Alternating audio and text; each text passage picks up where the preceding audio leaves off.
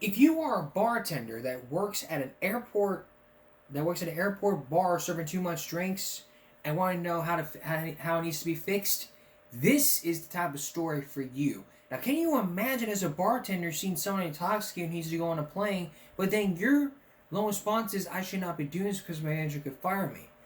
Well, there may be some good news out there, and as we're about to show you from some body cam clips, there may be hope out there. Here's Cesar Guerrero. We've all seen those disturbing videos of passengers creating chaos on planes. But it turns out authorities say many passengers are intoxicated before they even board. Could it be that some airport bars are over-serving passengers? Obviously, you've had a couple drinks. This intoxicated dude was allegedly hassling patrons at a restaurant bar before his flight. I didn't do anything. You kicked me, Jerry. That wasn't necessary. He got hauled away in cuffs. Tell me why I'm kicked off this plane. Cops say this guy was so out of control, he got kicked off the plane before takeoff and then dragged out of the jetway at Tampa Bay International Airport. Why are some of these passengers unruly? The airport is a very stressful place. People have time to kill. I throw in maybe some alcohol, and it tends to sometimes get explosive. Tampa Airport Police Chief Charlie Vasquez says some of these booze-fueled incidents can get really nasty, like this liquored-up passenger who lashed out at an officer after cops did their best to locate his lost bag. And airport cops say this woman was so drunk she had to be rolled out of the terminal in a wheelchair. You're being mean. You should be loving. You should be softer. And you shouldn't be drunk. Last year, the FAA investigated more than 1,500 unruly passenger incidents nationwide. So back to the big question. Are some airport bars over-serving passengers? At Newark Airport in New Jersey, 2 Inside Edition producers started ordering drinks just to see how far we could go. The drinks kept coming. 2 Negronis, a shot of bourbon, then 2 double bourbons, Numbers 8 and 9. a double vodka, and a beer. Number 10. Equal to 10 drinks in just 2 hours. When the staff wasn't looking, we poured them all out. Don't overdrink, and you'll probably get on your way and get to your destination. Tampa International Airport says their servers and bartenders get safety training to identify intoxication. And that's what the FAA should be doing. We need these types of trains, but without those type of trains, you're going to allow people to be overdose.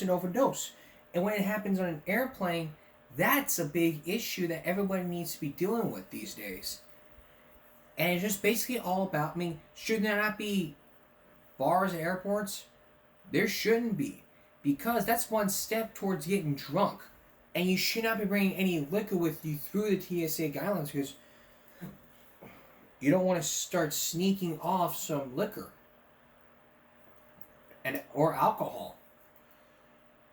It can lead to you getting drunk and you going to jail. And as we've seen from these body cam clips, that's what can happen. You can get tased and even handcuffed for being intoxicated. There are laws, there are rules that you have to follow, not only from the federal government, but from the RTA. From the FAA. Sorry, I don't know where I got the RTA from. RTA is the bus system, and the FAA is the airport thing. But we all have to be understandable and say to ourselves, hey, I have a flight coming up. I shouldn't be too drunk. Bartenders need to be trained on how to deal with or how to spot intoxication. That way, they can just alert the authorities and say, hey, this person's too drunk right here. He should not be boarding. What if I bought my ticket? Can it be refundable? It could be.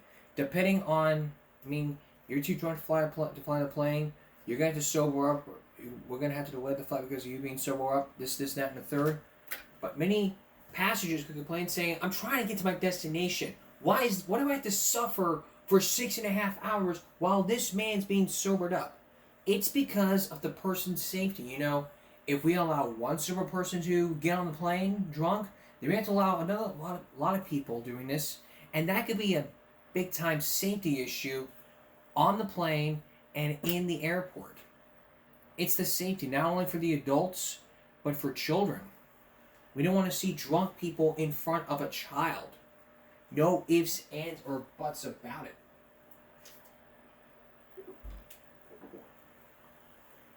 You may think I'm against what's going on here, and you're wrong. You shouldn't be mean, and you shouldn't be drunk.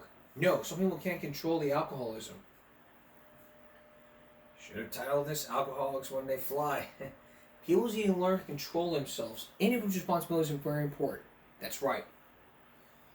It's not the alcohol itself; it's the people. Overpriced is more like it. It's a good question. A lot of passengers in the plane have been getting pretty rowdy lately. There should be a limit on how many drinks a passenger should have before boarding a plane. Yes, there is. If you can't control yourself, don't even drink at all. No alcohol on the plane, period. There shouldn't be airport bars. You want a bar, then go find a bar. But don't sneak liquor on a plane. You can get yourself in a lot of trouble. Well, if you want that booze, we'll go find a bar. The bottom line here is this: there should not be airport bars. Overpriced airport bars. There could be overpriced airport food, but no bars. Unless bartenders are trained to spot intoxication on a passenger. Alright, 3 stories all about car safety, from brake shift interlocks to seatbelts, and another Chrysler story from the same person that spoke out on 2020. Stay with us. There is something you ought to know when it comes to these car seats. Last week, we looked at a 2020 report all about Chrysler minivans and the seat belts, from one person who spoke out on Chrysler and then gotten fired. His name is Paul. And he testified about what was happening in Chrysler. Now he's back talking about all of these mini Chrysler minivans. Later on, we're going to show you all about these brake shift interlocks that Chrysler has failed to do. But what about safety from these Chrysler vans?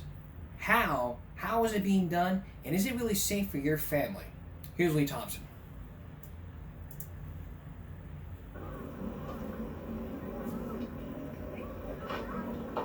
You see them everywhere. Minivans have become the family vehicle of choice. And Chrysler minivans are among the most popular. More than 5 million Dodge and Plymouth vans have been sold to families like the Bairds of Northern Virginia. We bought it because we had a family of 3 children and we were going to take some vacations, and my children played soccer. We did a lot of traveling. Was safety a consideration? Definitely, yeah. It was a big factor. In fact, Chrysler aggressively sells safety and claims to make the safest minivan on the road. Plymouth Voyager, dual airbags, reclining integrated child safety seats, the safest minivan in the world. Yeah, we assumed it was safe, which I think a lot of people do. But on September 18th, 1992, something happened that changed her mind and her life forever. It was a Friday, and actually he'd called me twice that day. He was on his way home. I think it was about 4:30 in the afternoon.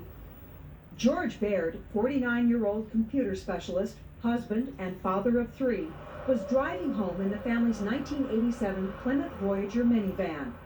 They said the traffic had stopped on the exit going down 95. And evidently the truck behind him didn't stop and hit the back of my husband's car.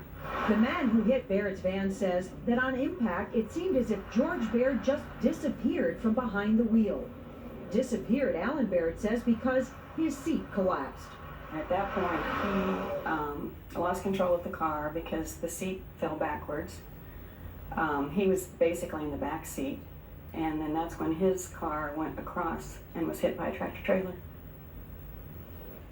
He didn't have a chance. No. This is the damage to George Baird's Chrysler minivan when he was hit from the rear at 27 miles an hour. But it's the damage inside the van that is critical.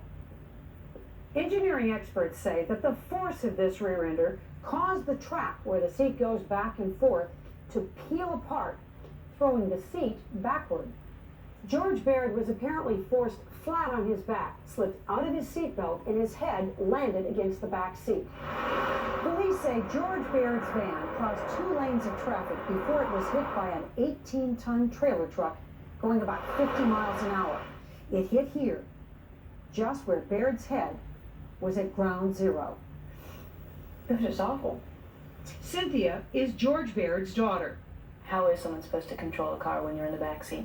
You can't reach the pedals, there's no way you can reach the steering wheel, there's nothing you can do, you're helpless. This is not a problem that you can sweep under the rug. It's not a trivial problem. Ken Sachelski is an auto safety engineer and a former member of the government's Motor Vehicle Safety Council. He's an expert who is paid to testify in seatback cases. He testified for the Bairds in their suit against Chrysler. Chrysler says Baird's death was a tragic accident, but says it was caused by an unalert motorist. The company settled the Baird's case for $2 million without admitting fault. I need the pivot point on this side too. Sachelski has tested close to 100 vehicle seat systems. His opinion of the Chrysler minivan seats? I know that this is one of the weaker seat systems of the vans that are on the road that I've tested. Chrysler says, well, of course he's going to criticize our seats because he makes a lot of money testifying against us in court trials. I do make money testifying, but the bottom line is if my recommendation is made and the seats become safer, then I'm out of a job, and that's what I would rather see. What Sachelski recommends is strengthening seat backs and seat tracks. The fact is, in a rear-end collision, you're thrown backwards and your seat is supposed to restrain you like your seatbelt and airbag protects you in the front. Sachelski says George Baird's seat was not strong enough to restrain him because of how it was designed. Baird's seat was mounted on metal seat tracks and held upright by a piece of steel resembling a hockey stick on one side and by a pivot bolt on the other. Sachelski's testing shows in a rear-end crash, most of the stress goes to the hockey stick side of the seat, forcing most of the pressure onto the seat track. And even if the seat back holds, the tracks peel apart and still allow you to get dumped into the rear area of the vehicle. That's what he says happened to George Baird. And Sachelski says untold thousands of similarly weak Chrysler minivan seats are still on the road. I mean, there's something that we know that could save other people. Sachelski says he knows even more. Weak seats are not just a danger to Chrysler minivan owners. Most seats are fairly weak. Is there a minivan on the market today that has what you would call a safe seat? I would say no. They're just not strong enough to hold you up in a foreseeable rear impact. All 3 U.S. automakers have been sued for alleged seatback failures in both minivans and cars. The automakers have won some, lost some, and settled some out of court. Sachelski consulted for the families involved in these 2 minivan cases. 5-year-old Blake Zern was seriously injured when a drunk driver slammed into the back of his family's Ford Aerostar van at about 40 miles an hour. This graphic animation, introduced at trial, shows how his lawyers believe the father's seat collapsed backwards onto the boy. His leg was broken, his skull was fractured, and he suffered partial loss of vision in one eye. The jury decided the drunk driver was mostly to blame, but determined Ford was also partially responsible for sale of a defective and unreasonably dangerous product. Ford is appealing and maintains that the boy's head injuries were not caused by the front seat. And there's this case. That continues on part 2. Seat. And there's this case. The passenger riding in this Chevy Astro van was killed and the driver seriously injured when they were rear-ended. The police report says the driver and the front seat passenger were propelled into the rear of the van as the seat backs collapsed. GM settled this case out of court without admitting fault. By now, you might be wondering, if this is such a big problem, why don't you know more about it? The answer is simple. The seatback problem has been overshadowed by larger safety issues like how to protect people in a front or side collision. The overwhelming majority of highway deaths in all types of vehicles occur in front and side impact crashes, but there are deaths from rear-enders too. In fact, more than 1,400 people died in rear-end collisions in 1994. No one knows for sure exactly how many of those are caused by weak seats. Police usually don't keep records that way, but there's little question that weak seats contribute to highway deaths and very serious injuries. They can range from people who are lucky, who may happen to not strike a hard object, to the more serious injuries, which are paraplegia, quadriplegia, or serious head injuries, fatal head injuries, as in the case of Mr. Baird. Chrysler, Ford, and General Motors all declined repeated requests to talk on camera. All three U.S. automakers told us, though, more rigid seats could actually make things worse, causing whiplash and other neck and spine injuries. And they say they designed their seats to manage and absorb some of the energy of a crash. If the seat were to give 5 inches, it'd be fine. But that's not what happens. The seat fails. Joan Claybrook is the president of the consumer advocacy group Public Citizen and the former head of the National Highway Traffic Safety Administration, the government agency that sets the safety standard for seat back strength, a standard the big three automakers say they exceed. The current standard is based on a 1963 industry standard. This is a totally out-of-date standard, so exceeding the standard means nothing. And it's not just minivans. In the last 10 years, the National Highway Traffic Safety Administration has found seat problems in a wide variety of cars, trucks, and minivans. And since the 1970s, graphic evidence of seat back weakness has been shown in test after government test on gas tank safety. And still, the federal standard remains unchanged. But what angers the Baird family the most is this. 4 years before George died in his Plymouth minivan, this 30-mile-an-hour crash test was run on a similar model. Watch what happens to the crash dummies. The Bairds say it's hard to believe the government and Chrysler consider this adequate protection. That's when you get angry. You know, that's when you realize there's definitely a problem with the design of the seat and something should be done about it. And it can be done. Mercedes and BMW are among the few automakers who have built stronger seats. And the government showed U.S. automakers how to do it 20 years ago, building this stronger, safer car. This car's seats can withstand a 50-mile-an-hour rear-end crash. And as the late Lauren Green concluded in this public service announcement, in each test, the driver and passengers would have walked away. Most automakers never made that car. But in preparing for a seatback trial, Sachelsky built what he says is a safer seat. He fashioned a seatbelt for the back of the driver's seat, reinforced the seat tracks, and added a higher headrest. But Ford says there is no real evidence that Sachelsky's seat is any safer. General Motors says its current seats work well and that Sachelsky's design is simplistic. To see how his seat would fare in a crash, Sachelsky compared seats. He reinforced this driver's seat. The passenger seat on the left is the one that came with the van. In this crash test that he conducted and filmed, the passenger seat collapses. The reinforced driver's seat yields, but holds. If Mr. Baird had been in this strengthened seat rather than the one he was in, do you think he'd be alive today? No doubt in my mind, this is a stronger seat. It held the occupant upright and away from collapsing into the rear, where Mr. Baird received his fatal injuries.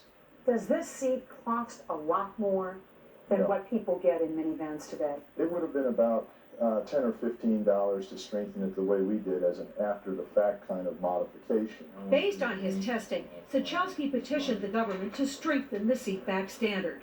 That was in 1989. In 1992, the National Highway Traffic Safety Administration said it could not definitely establish that a safety problem exists and said it needed more study. But 4 years later, the agency tells Dateline it hopes to decide if it's going to do anything by the end of the summer. If the public thought that they had a chance of becoming brain damaged or quadriplegia or paraplegia because of the lack of strength in a seat, and it costs, $15 or $20 to fix it, they'd be outraged. I don't have my dad. That my brothers, they don't have their dad anymore either. And this isn't going to change that, and the settlement isn't going to change that. And the only way I feel any better about this whole thing is if I can help other people and to make sure it doesn't happen anymore. In a letter to Dateline, General Motors said the issue of seatback strength is complex and said it's developing a new seat called the catcher's mitt to better withstand collisions. And if you want to check around, some custom auto shops will reinforce the seats in your vehicle for added safety. Just talk to your mechanic. Talk to somebody who will tell you about all these stronger seats, and maybe they will know whether these are safe or not. But the catcher's mitt and weak seats, give me a break. Coming up next, another Chrysler report, another seatbelt story from 60 Minutes. If you buckle up, you could be at the risk of an accident, but can you be? Ed Bradley will explain. Stay with us. Welcome back. Car seats. We are not talking about the kind you buckle your baby in. We are talking about the kind you buckle yourself in. Chances are, if you buckle up, you could be at risk of an accident that could injure your neck and spine. But could it ever happen? Last week we showed you a 2020 story all about these Chrysler minivans, all about Chrysler safety that had failed to report about latches from the back of the back car. Now there's probably more, all about the car seats. Did Chrysler report these accidents? If they didn't, why wasn't more being done? Here's Ed Bradley. When a car hits something in the front, the people in it need to be protected by seat belts and airbags from slamming forward into the windshield. When a car is hit from behind, it's the seat back which keeps the driver and front seat passenger from flying into the back of the car. The National Highway Traffic Safety Administration says that in 1990, more than 1,100 people were killed when the car they were riding in was hit from behind. Some 1,600 sustained life-threatening injuries like brain damage, loss of limb, burns, or paralysis. How many of them were killed or seriously injured because their seatbacks failed? No one has that answer, but Irma Hernandez says she was one of them. She was waiting for a light to change, sitting with her seatbelt buckled in her Sapporo, a car made by Mitsubishi and sold by Chrysler. Another car, reported to be going about 25 miles an hour, hit her from behind. Mark Algori is representing Mrs. Hernandez in a lawsuit against the driver of the other car and Mitsubishi and Chrysler. What happened inside? I mean, there doesn't seem to be much damage inside. What happened upon impact, the seat went back just as you see it in this position, and her body flew across the back seat and collided into the very back of the back seat. And it was that impact, because at that point, she slid underneath the seatbelt, which was not able to operate because the seat had collapsed. Mrs. Hernandez, a single mother with 2 young children, is paralyzed. So is Bob Oakes. While sitting in his Chevy Camaro waiting for a light to change, his seatback collapsed when a pickup truck hit him from behind. A jury awarded Oakes $7 million. General Motors is appealing that decision. Oakes' attorney, Charles Reed, said the truck was going just 35 miles an hour. The seat back of the driver's seat collapsed flat down onto the rear seat cushion. Reed says the car seats in the General Motors car shouldn't have collapsed. Why not? Because speeds of that nature are not infrequent. Accidents occur at those speeds and even higher. And the only restraint that a front seat passenger or driver has is the seat back remaining upright during a collision. That's the only thing that'll protect him from being ejected out the back window or thrown into the rear passenger compartment as Bob was. People get into cars and they assume they're safe, and apparently there are designs and standards that aren't actually protecting them. One way car companies defend seatbacks which give way is by pointing out that their seatbacks meet and even exceed the federal standard. But that hasn't always helped them win lawsuits. That's because in product liability cases, meeting a government standard isn't enough. Another consequence of a seat collapsing in an accident is that the driver loses control of the car. Arlie Childs was driving a General Motors Buick Century. This was all of the damage to the trunk of her car when she was hit from behind by another car going about 25 miles an hour faster than she was. But look what happened on the inside after her seat collapsed and she lost control of the car, slamming into an embankment. All 5 people in the car died. The case against General Motors was settled out of court for an undisclosed sum. To show how safety would improve if car seats were made more rigid, a safety engineer made this film of a crash test at almost 54 miles an hour. Watch what happens to this dummy, which is sitting in a seat reinforced with a metal bar. And this dummy isn't wearing a seatbelt. Now the same car, same accident, but now the camera is on the dummy sitting in the seat that comes with the car when you buy it. Look what happens to that dummy. Dr. Kenneth Sachowski was a member of the National Motor Vehicle Safety Advisory Council in the late 70s. He now does crash engineering analysis and testifies in trials mostly for plaintiffs. He showed us some of the things he says are wrong with car seats. This is from a 1985 Astrovan, Chevrolet Astrovan, and this shows what the seat looks like in the vehicle. This is the 85 Astrovan seat, and what's underneath all of this cushioning and padding here is a very flimsy structure made out of thin wire and some mild steel tubing, 1-inch diameter tubing that's been flattened down in some places, a few bolts, and that's it. But that's all the support you have. That's all the support you truly have. If seatbacks fail in rear crashes of 30 miles an hour, does the National Highway Traffic Safety Administration, known as NHTSA, know about it? You bet. In the late 70s, to make sure no cars gassed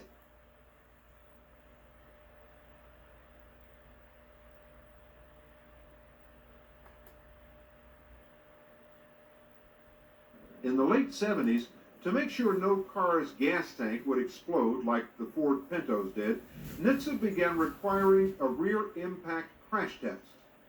It said that all cars in the United States had to have gas tanks which would remain intact in rear crashes of 30 miles an hour. Well, NHTSA solved the gas tank problem, but those tests revealed something no one really knew. Every major American and Japanese car maker had seatbacks which failed in rear crashes of 30 miles an hour. Here's the videotape from the government's gas tank test for a car like the one Mrs. Hernandez was driving. Watch what happens to the heads of the dummies. In crash tests of 30 and 35 miles an hour, the seat bends back, often to the rear seat cushion, putting the heads and spines of the people in the front seat in danger. Also, because the shoulder harnesses are anchored on the frame of the car, the passenger's upper body is unrestrained when the seat back flattens away from the harnesses. But every one of these seat backs meets and most even exceed the federal standard for seat back strength. So, are they safe enough? No, and they're not, because there's a federal safety standard that's totally inadequate. Joan Claybrook should know. She was the head of the National Highway Traffic Safety Administration under Jimmy Carter. Claybrook is now president of Ralph Nader's group, Public Citizen. The federal safety standard was issued in 1967, and it was based on an industry standard that was older than that, and it's never been upgraded. And since 1978, the government has known that seat backs will fail if a car is hit from the rear under 30 miles an hour, right, and they've done nothing about it. Right, that's right. We saw the seat back failures, the notations were made, and that was one of our next tasks, was to start a rulemaking to deal with seat back failure and to strengthen the seats. But the Reagan administration came in and stopped all rulemaking, and nothing's happened since then. Currently, the federal standard requires that a seat withstand a force 20 times its own weight. 2 years ago, Dr. Sachowski petitioned the National Highway Traffic Safety Administration to improve the seatback standard. He says NHTSA forgot to take into account one critical element, a person sitting in the seat. It's an inadequate standard. It's flawed as far as I'm concerned. According to Dr. Sachowski, none of the Japanese or American car makers make seats which are strong enough, but Mercedes-Benz does. Mercedes-Benz tests with the weight of a person in the seat. Why? To simulate what's happening in the real world. Tom Beloga is manager of safety engineering for Mercedes-Benz. He says there are 3 places where seats fail. 3 points would be here at the connection between the seat back and the cushion frame. This is where it pivots, right here. The second point would be here at the seat track connection where the seat slides fore and aft. And then the third critical point would be where the seat fastens to the floor. So Mercedes engineers make these areas particularly strong. You can notice here that the metal gets wider to add stiffness and rigidity to the seat back. Also, this section of the seat frame is formed like an I-beam for rigidity, not only to resist bending rearward, but also for torsional rigidity against twisting. If in a rear crash of 30 miles an hour, if that seat went down flat, would Mercedes consider that to be a failure? We would not build a seat that would collapse in that mode. We would consider such a failure in our test to be unacceptable. Ford, General Motors, Chrysler all say their current seat systems provide, as Ford says, excellent protection in rear impacts, that their seats give way in an energy-absorbing manner so people don't get hurt. However, GM apparently has known for years that people could be seriously injured if a seat back collapsed in a crash. Back in 1968, a General Motors engineer wrote a memo which was read in court at Bob Oak's trial. The memo says, a potential hazard can exist from the occupant's head being forced into the rear seat cushion after he has slid up the front seat, with possible damage to the spine. Another is loss of control of the vehicle because the occupant is in the horizontal position, so he can no longer reach the vehicle controls. This circumstance might lead to causing a second and otherwise avoidable accident. That memo was written by Thomas Ruster of General Motors. Charles Reed asked the GM engineer about his memo at the trial. We called Mr. Ruster, who was still employed with General Motors, as a witness, and we asked him whether he agreed, he still agreed, with those findings that he made in 1968. He said yes. They say that, you really don't have a lot of crashes of this type, so that you don't have enough to justify the amount of money it would take to fix the seat so it would withstand that kind of impact. That side impacts and front impacts are more important. That's where you need to put your safety dollars. It is true that there are less crashes in the rear and less injuries and deaths in the rear than in front and in side impact crashes. But that doesn't mean that that you shouldn't do what you can do. And the cost of this is so tiny. Let's say that the cost is $20 or $50, even $100. Don't you think that anybody who knew that even if it cost that much, which I can't believe it would, to upgrade the car so that you wouldn't become a quadriplegic, that they'd be willing to pay that? We asked every major American and Japanese automobile manufacturer for an interview about their seats. We wanted to know why they don't spend the money to strengthen them. They all declined our request. Even the industry's lobbying organization wouldn't talk to us. As someone who just said, I think I'll go buy a car. And I went and bought a car, and I was rear-ended at 30, 35 miles an hour, and the seat back broke.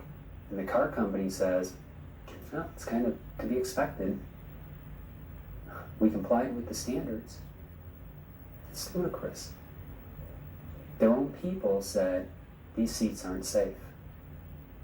Somewhere up the line, someone should have said, wait a minute. Why don't we try to fix this? The agency charged with making sure cars and car seats are safe is the National Highway Traffic Safety Administration, NHTSA. If you can't talk to them about it, who can you talk to? No one, I guess. NHTSA said they didn't want to talk about it because they're thinking about doing something about it, as they have been for the last 2 years. Well, we won't even know. But what about brakes? What about your brakes? When we come back, it's all about the brake shift interlocks on your Chrysler minivan. If you own a Dodge Caravan or Chrysler minivan, you may not know about this, but Chris Wallace is going to explain. Don't go away. Now for more of an urgent warning about Chrysler. If you own a Dodge Caravan or Chrysler, you might be in for a little surprise. It's all about the brakes. And as we're about to show you, you might be in for a bumpy ride. Here's Chris Wallace. Imagine this for a nightmare scenario. You've left your children in the minivan for a moment to pick up the mail. Or you've parked it in the garage You and your kids are in the driveway. Suddenly, your minivan starts rolling like this, out of control. In South Carolina, this mother, who was pregnant with twins, was killed in what's called a rollaway accident. In Ohio, Amy Dawson's 4-year-old daughter was run over. Here comes my car, my minivan rolling down the driveway. And it was just sheer disbelief because I couldn't believe this was happening. They advertise it for families, and yet it's a killer vehicle. Excuse me? It's a killer vehicle. This vehicle can kill people totally inadvertently. Consumer advocate Joan Claybrook, who's been leading the charge for car safety for a quarter-century, says while there have been only 2 accidents in which people were killed, anybody who's around one of these minivans can be in danger. This can happen in a parking lot, in a shopping center. It can happen and really hurt lots of different people. But this isn't just another car safety story. This man worked for Chrysler, the company that made these minivans. Going public about this for the first time, he says executives there rejected his proposal to install a device that might have prevented many of these accidents. We were right, they were wrong. And unfortunately, tragedy is the result. We're talking about the most popular minivans in America. Chrysler Town & Country, Dodge Caravan, Plymouth Voyager. Between 1995 and 2000, 3 million were sold. But they didn't have a safety feature that all other major car makers put in their minivans. It's called brake shift interlock, and here's how it works. When the key is in the ignition in the on position, in most cars, the only way you can shift out of park is to put your foot on the brake. But in those Chrysler minivans, even with your foot off the brake, all you have to do is this. And whether the engine is running or not, it can start rolling. When I pulled the handle, Let me see. what's that? At age 4, Ryan Satterfield grabbed the gear shift of his family's Dodge Caravan, parked with the engine running, as he darted between the seats to follow his mother to the mailbox. I looked over and I saw the van starting down the driveway. So I ran to the van as fast as I could, and I got my hands on the steering wheel and I was trying to get in. The family gave us this video shot for its lawsuit against Chrysler. It shows how fast Donna Satterfield's van may have been moving, with her frightened children inside. She tried to stop it. I started getting drugged because I lost my footing. And So, here you are holding onto the wheel of this van, and you're being dragged down your own driveway. Right. As she kept trying to gain control, Donna's leg hit the corner of her home. For the next 45 minutes, her body was pinned between the van and the house until paramedics could free her. Her leg was horribly mangled. it took skin, muscle, nerves. It was down to the bone. They could see the bone. My children could see the bone on my leg. Ryan ran to a neighbor's house. And she said, "Ryan, what's the matter?" And he said, "I've killed my mama." I killed my mama. He felt that he had killed her. That he had done it. Did you blame yourself for the accident? Mm. Do you realize now that it wasn't your fault? Mm. You're okay? I kind of think it's still my fault. But kids even younger than Ryan can work a gear shift. Take a look at this video a car company commissioned in an accident lawsuit. Researchers tested 2-year-olds behind the wheel with dramatic results. How believable is it when you watch those tapes that in the real world, kids would actually move the gear shift? You would expect them to do that. You'd expect them to turn the steering wheel, you would expect them to beep the horn, you would expect them to pull the gear shift. Dr. Robert Kunin studies how behavior and car design affect accidents. He says brake shift interlock protects kids in cars because most can't reach the brake and shift gears at the same time. Minivans that don't have the brake shift interlocks obviously are not as safe as the ones that do. So why didn't Chrysler install a safety feature? Other car makers considered standard by 1995. Cost, the investment, money. Paul Sheridan was head of a Chrysler minivan team that tried to keep the company ahead of its competitors on safety. He says in 1994, Chrysler was facing a serious threat. We needed big on safety. Ford planned to advertise its new Windstar minivan as the safety leader.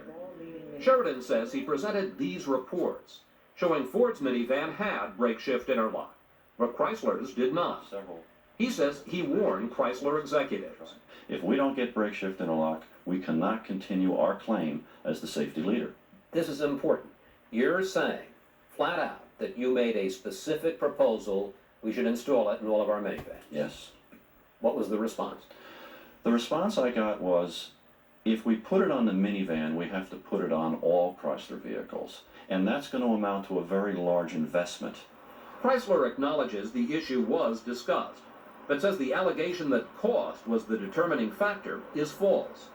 Still, Sheridan maintains the company didn't want to spend the money. How much would it have cost to put brake shift interlock in a minivan? The piece cost was $9. And you're telling me that Chrysler wouldn't spend $9 a vehicle to make them safer? That's correct. 10 months after these discussions, Sheridan was fired. He says because he was about to take this and other concerns to the government. Chrysler says because Sheridan leaked confidential information to a trade paper, a charge he denies. There's one accident Sheridan says especially bothers him. The case of Kim Golden, who left her 4-year-old daughter in a Dodge Caravan with the engine running while she picked up something at a friend's house. The van started moving, and Kim, 5 months pregnant with twins, tried to stop it. The front tire rolled on top of her, killing the young mother. You can't really put it in the words what you go through. Kim's husband Todd sued Chrysler, in part for not having brake shift interlock. The company quietly settled the Golden case, as it has other lawsuits. It just devastates me how anyone could go to bed at night with a clear conscience. It's sending families out in these vehicles the way they are. Primetime checked government files for the last 6 years. There were reports of 48 gear shift incidents caused by children. 40 were in Chrysler minivans. That's 83%. And it turns out the engine doesn't have to be running. We told you earlier about Amy Dawson's story.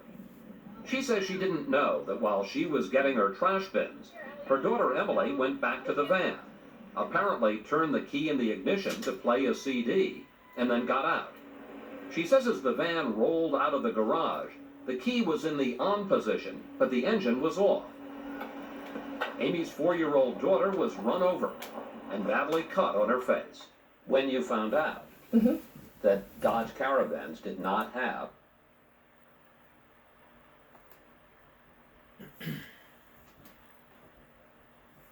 Here's part 2.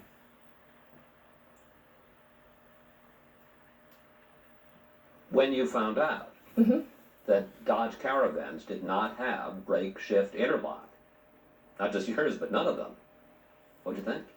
Extreme anger. It seems to me that a feature that's so basic as this brake shift interlock, they don't have a good reason not to put it on there. We wondered if other Chrysler minivan owners know about this problem. So we went to a school to find out if parents think they have brake shift interlock. I would assume I would, yes. Then we asked her to try to shift out of park without touching the brake. Okay, no, I don't have it. I guess I don't. That's very dangerous. I let my 3-year-old in the car, and he could have at any time thrown this car in gear. Just scares me. It really scares me. For people who've already been injured in these accidents, we had another surprise. What if I told you that it would have cost Chrysler less than $10 to put brake shift interlock in your minivan in the first place? Well, then that would break my heart. Chrysler declined Primetime's request for an interview, but sent us this statement, saying the government doesn't require brake shift interlock, and the company doesn't believe it reduces the risk of these incidents. In this deposition, a Chrysler executive testified the feature was designed to prevent sudden acceleration, not rollaway accidents with children. We saw no need for the feature. We didn't have any sudden acceleration problems with the vehicle. But safety advocates say regardless of what it was designed for, if brake shift interlock prevents many rollaways, Chrysler should have put it in. It's immoral what they've done. People should not die because Chrysler didn't want to put this brake shift interlock in. But Chrysler says the real issue here is parents leaving kids in minivans unattended. Did you consider the real-world potential of children inadvertently shifting without having this safety feature? What would a child be doing behind the steering wheel of a running automobile? Do you feel that you made a mistake leaving your kids Yes. in the minivan with the engine running? Yes, I do. But I had no idea they could pull it out of gear. Design analyst Robert Kunitz says Chrysler should have built its minivans for the kinds of mistakes people routinely make. Perfectly responsible parents may depart from the car for a few moments to do something perfectly reasonable. In that sense, is Chrysler kind of blaming the parents for these accidents? Yes, Chrysler is blaming the parents for these accidents. The company has finally installed brake shift interlock in its 2001 minivans.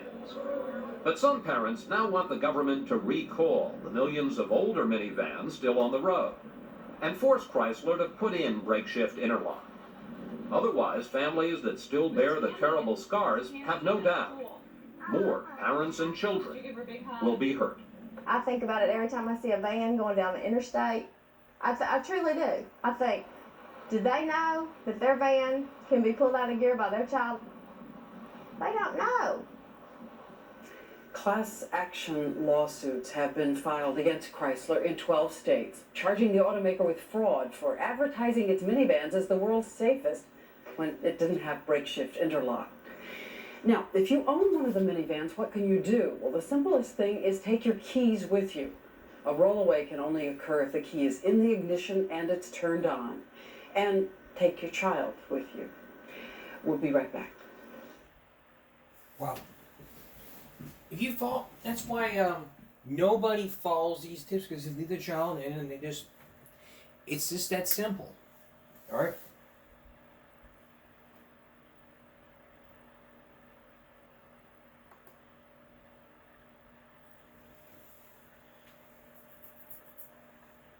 I mean, there is a report that was published from October 1999 talking about what's been going on to Reno, the attorney Reno. And when we come back, we're going to read to you this memo, and then it's a 200-page open letter to the Attorney General. That's what got him fired. Stay with us. We just showed you we just showed you a video all about brake shift interlocks and why Chrysler is not installing them. We heard from one person who says it would only cost less than $10 to put in those things. $10? You could. What would you buy? Why would you not want to spend $10 to put something on that would be safe? I mean, they're saying, well, we got to put it on all the others, we got to put it on all the other ones, blah, blah, blah, blah. This was subject to, this is from the Department of Justice, says it's to prevent special interest Chrysler Corporation, file lawsuits, and NHTSA direct investigation conspiracy. This was in March 1995, after this was in 2020. Dear Madam Attorney General, I am currently the defendant in the largest damages claim against the individual citizen in the history of our nation. $82 million. The original lawsuit was filed by ex parte by Chrysler Corporation during Christmas 1994. Aware that I was never notified of the December 27th hearing, and I had no legal counsel present, Judge Sheldon Gage of the Michigan's Oakland Circuit Court issued a muzzle order against me. The damages portion involves my March 95 interview with ABC News 2020. In my statements regarding the defective Chrysler minivan liftgate latch, Chrysler Stephen Handler claimed, we may ask for more. All this was regarding that 2020 report, like this one. At least 10 additional deaths and severe injuries occurred that have been directly attributed to the latch accident. Both American and Canadian children were involved in several of these tragedies presented by 2020. Again, like their behavior on a current event, while the Chrysler Ministry refused to be interviewed for 2020. The January 1998 Eye on America presented aspects of the $262 million verdict highlighting the deposition of Chrysler chairman Robert Eaton. New evidence proved that closed between Eaton, Chrysler, and 2 congressmen took place during a critical 1-year period. This is all 200 pages. 200-page documents of this. Like in this paragraph. But we now have confirmed in my lawsuit that the Daniel Oxley letter was understood by NHTSA to be one of the willful intimidation regarding disclosure of the EA 94.005 conclusions in Chrysler November 17, 1994. This was all of it. All this information. Question, in paragraph 1, you got NHTSA to agree. But the answer was, that was while the investigators went on. I assume. Obviously, they were ultimately. All this was just 200 pages. Again, all this. 200. This was just 10 pages of that interview. Now, this is from the Chrysler minivan. I mean, this was from the January 1995 lawsuit. The latch failures. I mean, all these accidents. This was from these accidents that they presented.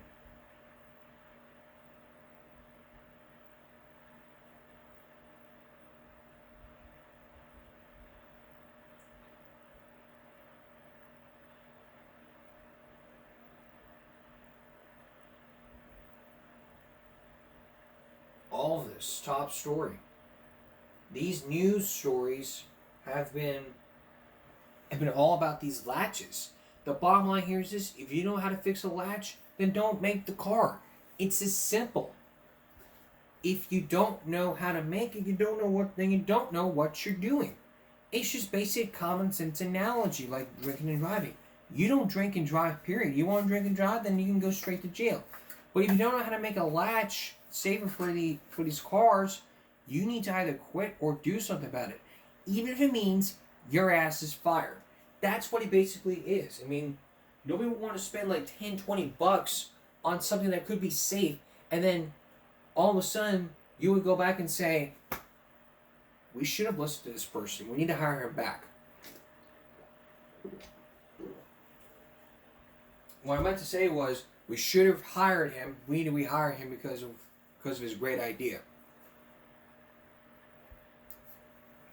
If someone had not fired Paul Sheridan and said, you know what, we want you to come back for us. We looked over your idea. I think it was great. Why don't you come back and we'll talk about it. Then the safety latch would have been made. The brake shift interlocks would have been put in place. And the number of accidents would have been reduced. All of this. I mean, look at this chart. 6 tests. 95 latch. Impact speed. 31.1. 50 degrees forward. 36 pounds. Hatch open. No. 2 yeses and 4 nos. Rear seat. Bent. Okay. 2 okays. 4 bents. All these were conclusions from the Detroit News. And this was all from that attorney. This is from Janet Reno, the Attorney General for the Justice Department, the U.S. Attorney. Would you say that more need to be done? It need to be done. If we don't have these brake shift interlocks in our cars, we could be in for more of an accident. And if we didn't have, and if we had those, well, maybe too late for these families that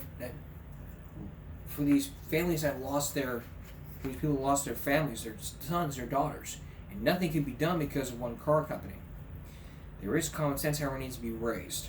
Basically, man up, admit your responsibilities, and if you don't like it, shut down. It's how it is. We'll be right back. Going back to the seat back latches that we talked about last week, and we talked just focusing on before the break. All these seat back latches could have been fixed if something wasn't done to prevent these accidents. I mean, people lost their families, their loved ones because of all this, and Chrysler has been sued. They settled out of court, and they finally denied in media statements saying that, oh, we stand by this, we stand by that. So why hasn't it been done? Here's Anthony Mason. This is where Sergio Jimenez died in 1994. This is how the 6-year-old South Carolina boy was killed. Sergio's parents say their Chrysler minivan was hit crossing the intersection. The rear gate popped open, Sergio was thrown out, his skull was crushed. The family sued Chrysler, claiming the rear gate latch was defective. The latch can ride up and over it. In October, the Jimenezes won the biggest judgment ever against an automobile company, $262.5 million. The Jimenez case also revealed this series of confidential Chrysler documents that made a lasting impression on the jury. Critics say the documents portray a corporate giant ready to pull out all the stops to protect its most profitable products, ready even to manipulate the government agency that was threatening to order a recall. NHTSA, the National Highway Traffic Safety Administration, had already conducted its own crash tests on Chrysler minivans. Watch the result. On side impact, the rear latch failed, the passengers flew out. This problem led to over 135 separate incidents of ejection, approximately 90 injuries, close to 40 fatalities. NHTSA warned Chrysler that preliminary tests on its 84 to 94 minivan latches showed, quote, a safety defect that involves children. The alarm sounded at Chrysler. A government-ordered recall would threaten $2 billion a year in minivan profits. The company chairman, Robert Eaton, was warned in an internal memo, if we want to use political pressure to try to squash a recall letter, we need to go now. Have you ever tried to squash an investigation? No, sir. When Eaton testified on videotape in the Jimenez trial, he didn't remember the memo. Nor to my knowledge was there any activity whatsoever to squash a recall letter, because obviously we didn't get a recall letter. Because you squashed it? Definitely not, sir. It's obvious that Chrysler will do anything to stop this recall.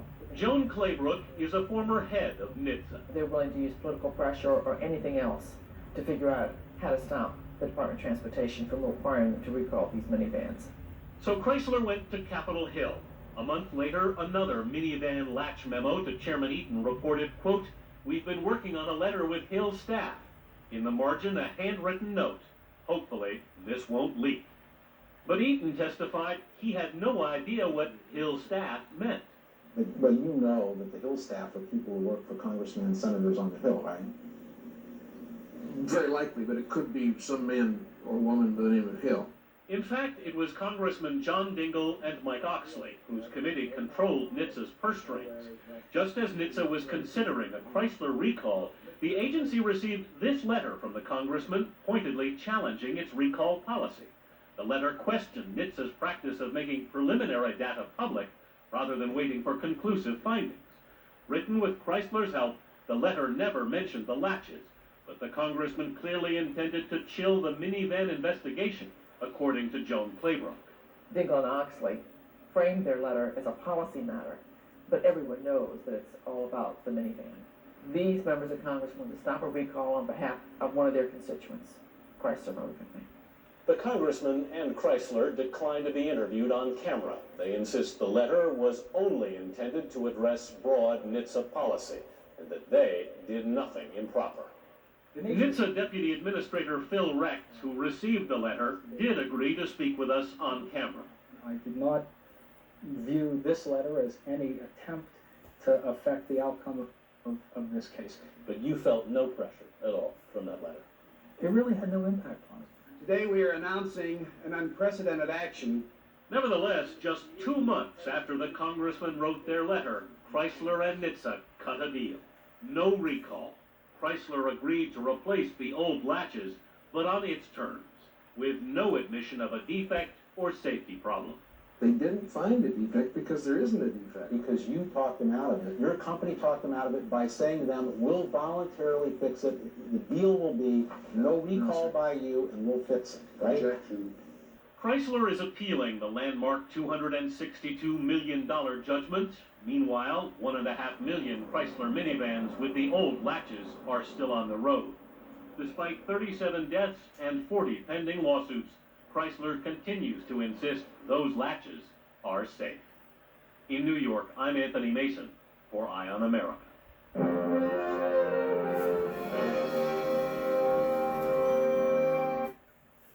It's just things have got to be done. If we don't do something about this, it can be fatal. And next time it happens, what you gotta do is to make sure that it does not happen ever again. Here's a short one. Here's what happens when your mom forces you to go to school. Why you still laying in bed? If you miss that bus, you walking to school. Mom, I'm sick. You alive, you still breathing, you'll be fine. But Mom, Jesus, I got this. You must want me to beat the sick out of you.